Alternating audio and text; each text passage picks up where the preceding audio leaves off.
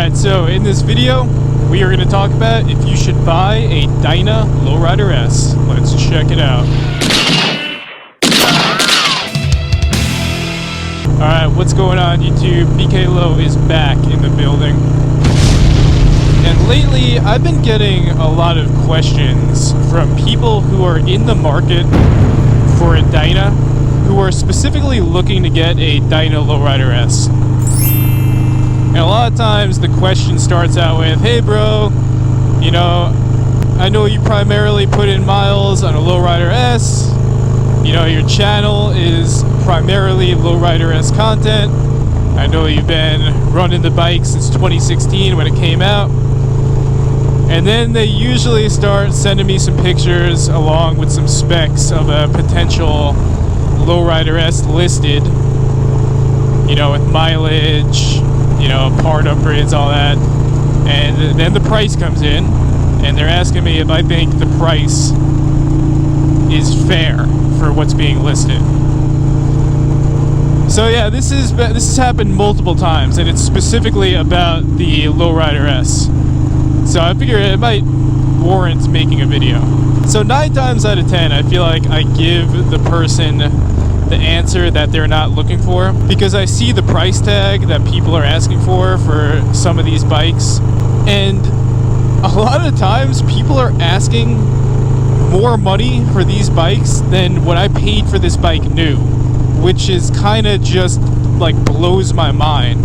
But I also do my best to kind of see both sides of it. So like, yes, I'm very fortunate that I was in the market for a new bike at the same time that they released this bike. So I was kind of just in the right place at the right time. I knew exactly what I wanted, and here I am going on 5 years later with a bike that I've been really happy with, that's gotten me cross country and back multiple times, and has been a really good starting platform for my YouTube channel. And yeah, I have nothing but gratitude for this bike, the Lowrider S. You know, nothing feels more at home to me than when I get back on this bike. And that's saying a lot, because I find myself switching through bikes a lot these days. You know, I've been putting in a lot of miles lately on my FXR from the 80s, if you guys have followed any of the videos on that. For me to give my opinion on this, it's like, in terms of my own riding and my own bike interests and what I'm looking to ride, I'm kind of almost regressing in terms of bikes, because I am finding that I just want to put more time and more miles into my FXR, because when I sit on that bike, it just feels more right to me than any other bike.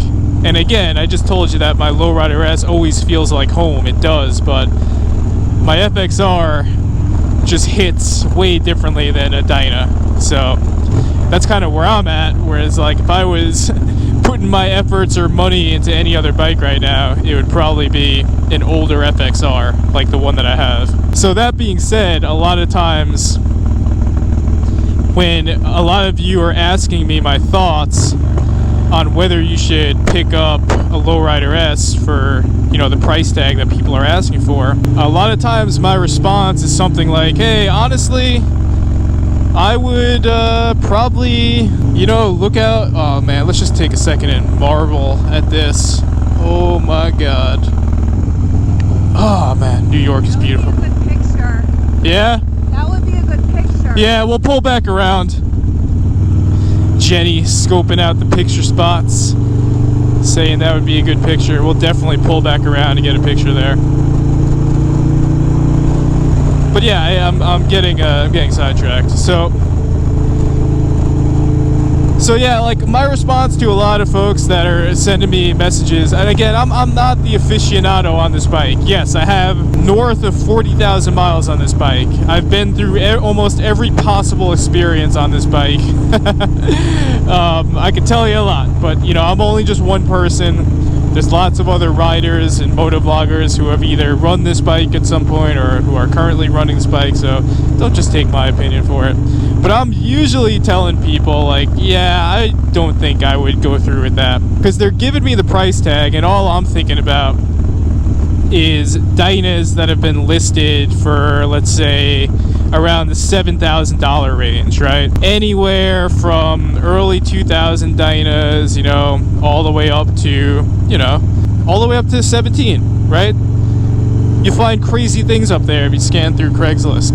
And yeah, usually what I'm seeing is Dynas that are not Lowrider S's or are not some other sought-after model are being listed usually around 7,000, 8,000, around that range, depending on mileage. So it's like people are looking to spend that plus a couple other $1,000 just to have a Dyna Lowrider S, whereas the way I see it, it's like, dude, just pick up a Lowrider or a Street Bob or a Super Glide or something for like 7,000 or 8,000, and then take that additional leftover thousands that you were considering spending on a Lowrider S and just do some sick stuff to that bike. You know, like throw a crazy engine into it, or, you know, I'm sure most of the time they need something, like do some modifications, do some suspension, you know? So that's usually my response to people who are, you know, asking me that particular question. And a lot of times the response that I get back is folks saying, yeah, you know, BK Low, like that totally makes sense. That makes sense financially. Shout out to these dudes. But they usually are telling me that they just have had their heart set on this particular bike, you know? So they're saying, no, I really have my heart set on it. I really want that bike, you know? And I get it. You know, there's like some bikes out there that, you know, if you just have your heart set on it, then at the end of the day, you know, you're not going to be as happy with anything else. So if you know that that's the bike that you want out of all the other possible options, then yeah, I think it does make sense for the higher price point.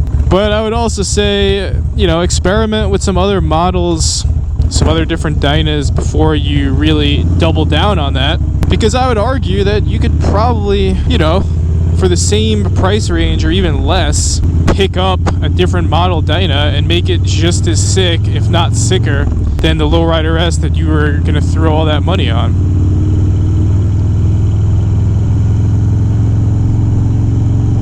But yeah, honestly, like if I were in the position to be buying a new bike, 100% what I would be doing is I'd be looking for another FXR, and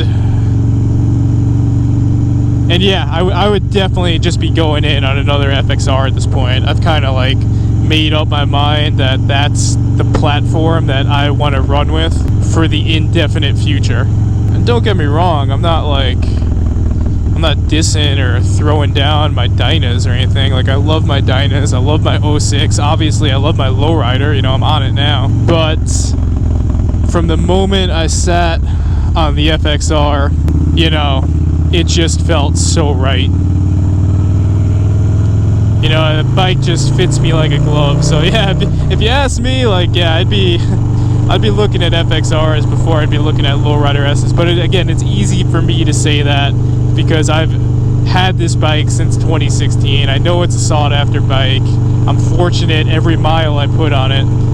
And yeah, I wouldn't trade this bike or sell this bike for the world, man. Trust me, I've gotten plenty of offers.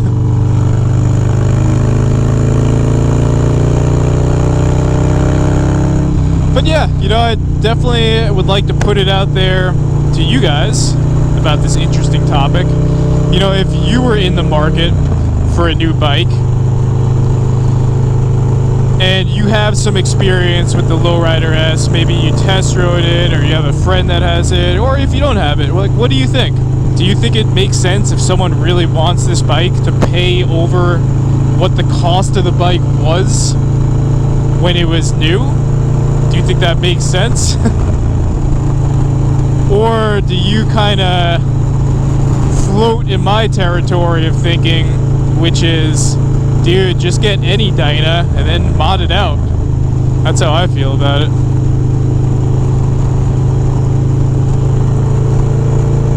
But let me know in the comments, you guys. It's always interesting to hear your takes on these particular topics. But we're gonna enjoy the rest of our beautiful fall ride out here. Grateful to be a New Yorker right now. Yes, we have our problems, but man, do we have some beautiful riding up here. Look at that. That's why we say I love New York.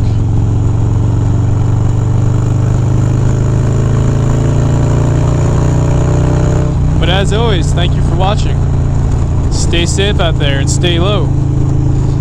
If you're waiting to find your dream bike, stay patient. Opportunities come to those who wait. And on that, BK Low is out.